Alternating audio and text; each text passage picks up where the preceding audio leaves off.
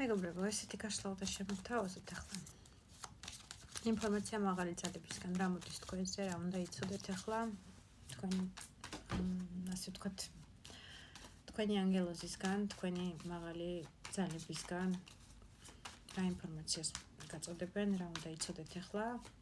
ლაიკები არ დაგეზაროთ, გამოიწერეთ თუ გამოწერილი არ გაქვთ ჩემი ორივე გვერდი, ესეც TikTok-იც, YouTube-იც და დამეკომენტარეთ, გააქტიურდით, ძალიან გთხოვთ, პირადი გაშლებისთვის მომწერეთ პირადში. მე ხარ თქვენ, რომ გავიგოთ რამდენად თქვენია ეს გაშლა. მე ხარ თქვენ, რა ენერგიებში ხართ ახლა.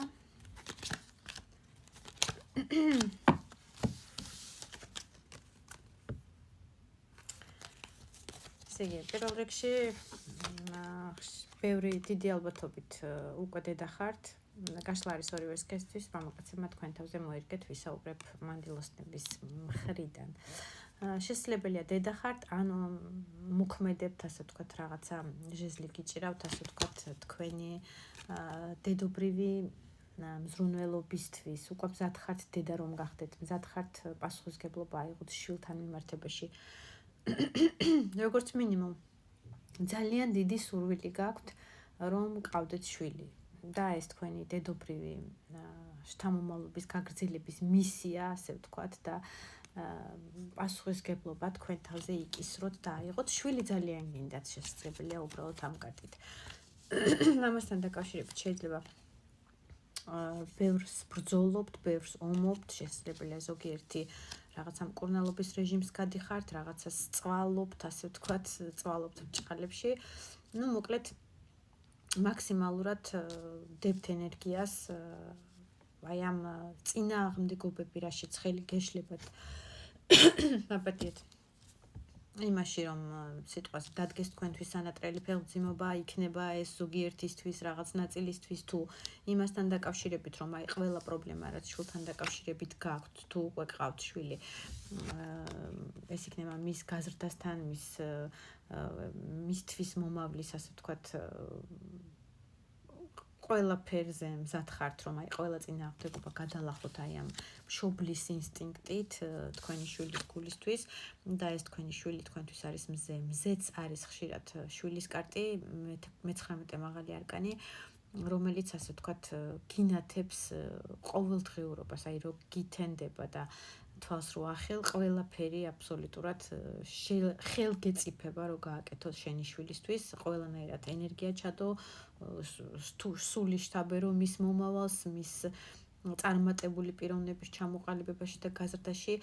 ძალიან სხივია თქვენთვის, მზის სხივია, ასე ვთქვათ, ვისაც უკვე შვილი ყავთ, იმათთვის ვიძახი, ვისაც ჯერ შვილი არ აყავთ, ესეთი, ასე ვთქვათ, ერთგვარი იმედი გესახებათ, რომ აი თქვენი შვილი რომ გეყოლებათ, რაღაცნაირი იმედის მომცემი იქნება და სულ სხვა პიროვნება ჩამოყალიბდებით და ასე ვთქვათ, დაღვინდებით იმ პიროვნებად, ვისთვისაც ყველაფერს გააკეთებთ და სიხალისე მოგეცემათ, ასე ვთქვათ, ცხოვრებაში, ვისაც ჯერ არ ყავთ და ვინც ამ ყველაფერზე, ასე ვთქვათ, ჩალიჩობთ, მოდი ესე ვთქვათ, რომ მშობელი გახდეთ, აი ამ ენერგეტიკაში გაჩვენებენ. იქნება ესეთიც, ვისაც ყავთ და იქნება ისეთი, ვისაც ჯერჯერობით არ ყავთ, მაგრამ ყველაფერს დებთ, ასე ვთქვათ, ამ ენერგიებში.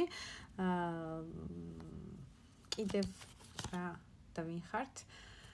მუშაობთ ამ რეჟიმზე, მუშაობთ ურთიერთობაზე, შესაძლებელია საიდანაც საბოლოო ჯამში შთამომავლის გამგრძელებელი იქნებით, ქალი იქნებით, კაცი იქნებით, საერთო გაშლაში, ასე ვთქვათ, მარტო დედრებზე არ ვსაუბრობ. თუ ემთხვევა ეს გაშლა და ენერგეტიკა უყურეთ ბოლომდე აუცილებლად და გამოწერა და ლაიკები არ დაგეზაროთ, კომენტარები არ დაგეზაროთ, ჩადეთ თქვენი ენერგეტიკა ენერგოცლისთვის არის აუცილებელი, მეგობრებო, როგორც თქვენთვის, ასევე ჩემთვის ეს ყველაფერი. წავედით, ახლა გავიგოთ რა უნდა იცოდეთ, რას განმოგცემენ მაღალი ძალები თქვენ. ამ თემასთან დაკავშირებით უნდა იცოდეთ თუ არა რამე. ხუთიან თასი, ტუს ხმალი და ორიან ხმალი ამოდის. იქ სადაც რაღაცა კონფლიქტური სიტუაცია იყო, ამ თემასთან დაკავშირებით შესაძლებელია, არ ვიცი, ეს უკვე იმ ადამიანებისთვის, ვისაც შვილი ყავთ, როგორც ვთქვი, შესაძლებელია რაღაცა თქვენი მეორე ნახევრისგან გქონდათ, ასე ვთქვათ, ტვინის ბურღები, რომ აი ზედმეტ ყურადღებას არ გვაქცევ მე და შენ შვილებს, რაღაცნაირად ემოციურად გადახვეწილი ხარ, სულ შენი საქმეები გაქვს, სულ ძმაკაცები ყავს, სულ რაღაცნაირი, ასე ვთქვათ, წნეხის ქვეშ გრძნობთ თავს პირდაპირ გითხრათ, მაგალითები რო არ მოუყვე, რაღაცნაირად თქვენ ეგოს ეხებოდა თითქოს ეს ყველაფერი და თითქოს ემოციურად გთრგუნავდათ აი ეს ტვინის ბურღვები ყოველდღიური ამ ადამიანთან ემოციური და საერთოდ შეხების დონეზე, ასე რომ ვთქვათ, ფიზიკური შეხება არ გაქვთ, შესაძლებელია აღარც ნახულობთ ერთმანეთს ბოლო პერიოდია, ან რაღაცნაირ გაბუტულ, ჩაკეტილ მდგომარეობაში ხართ. უჩინებთ ერთმანეთს, ვინ უფრო მაგარია, ვინ უფრო დიდხანს არ გასცემს ერთმანეთს ხმას, ვინ უფრო, ასე ვთქვათ, გაიტანს თავისას აი ამ ჯინიაობას, მოდი ესე ვთქვათ. კარგი გეუბნებათ, რომ აი ესეთი მომენტი, ეს ჯინიაობის და ეს ჩაკეტილობის მომენტი, კარგი გეუბნებათ სამყაროს სათქმელს, უნდა დაასრულოთ 10 ხმლით ეს ქიშპობა და ერთმანეთის გაუგონარი ამბავი თქვენი შვილის და შვილების ხათრით იმ ადამიანებისთვის ვამბობ კიდევ ვიმეორებ, ვისაც უკვე ყავთ მეორე ნახევარის, შვილიც და ასე ვთქვათ, რაღაცა დაძაბულ სიტუაციაში ხართ თქვენ მეორე ნახევართან. შვილის ხათრით, ასე ვთქვათ, ყველაფერი უნდა გადაიტანოთ, გადახარშოთ, დაუთმოთაც კიდევაც ერთმანეთს მდგომარეობა და სიტუაცია და რაღაცნაირად გადაიტანოთ და ჯინიაობა არაფერში არ გაწყობთ, უნდა დაასრულოთ, ასე ვთქვათ, ეს კონფლიქტური სიტუაცია. გეუბნებათ ამ ყველაფერს თქვენი მთავარი ანგელოზი.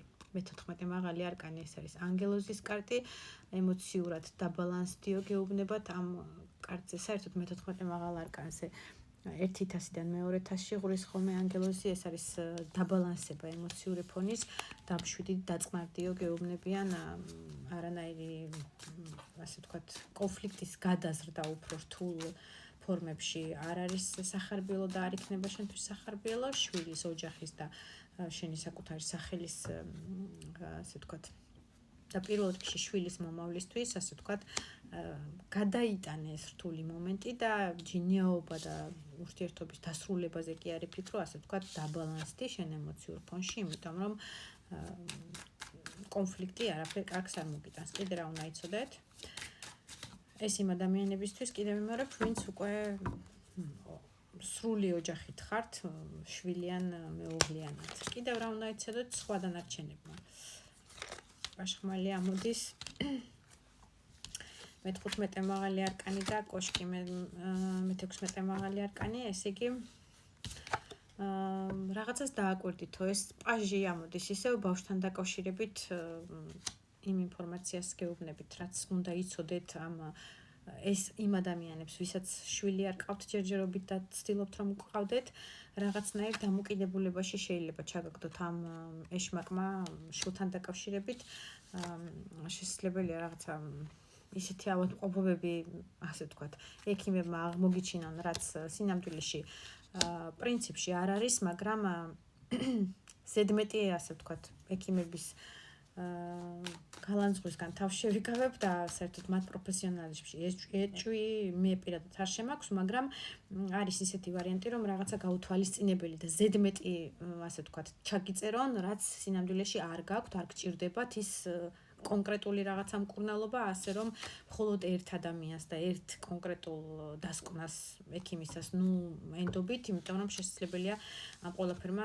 სტრესებში ჩაგაგდოთ, დაბალ ვიბრაციებში ჩაგაგდოთ მაღალი არკანი ეშმაკით, შეიძლება არ ვიცი, ღამეები ათენოთ, ვერ დაიძინოთ, ფსიქოლოგიურად დაგენგრეთ ყველაფერი, შეიძლება ისიც კი გითხრან, რომ შვილი არასდროს არ გეყოლებაო, ამიტომ აუცილებლად თუ ესეთი რაღაც მომენტი იქნება, გადაამოწმეთ.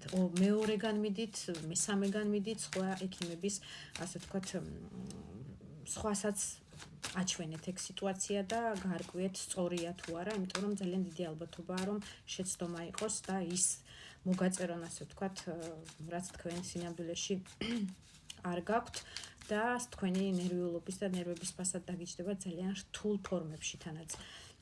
ეს უნდა იცოდეთო, მაღალი ძალები გეუნებიან. კიდევ რა უნდა იცოდეთ?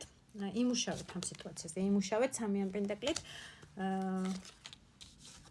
და თქვენი ემოციური ფონი საყვარელი ქალის სახით მიიღებთ იმ ემოციურ ფონს, რომელიც ჭირდებათ მარტოობაში, ნუ ჩაიკეტებით აბსოლუტურ სტრესში, ნუ იქცევთ თქვენ თავს. თქვენი რაც არის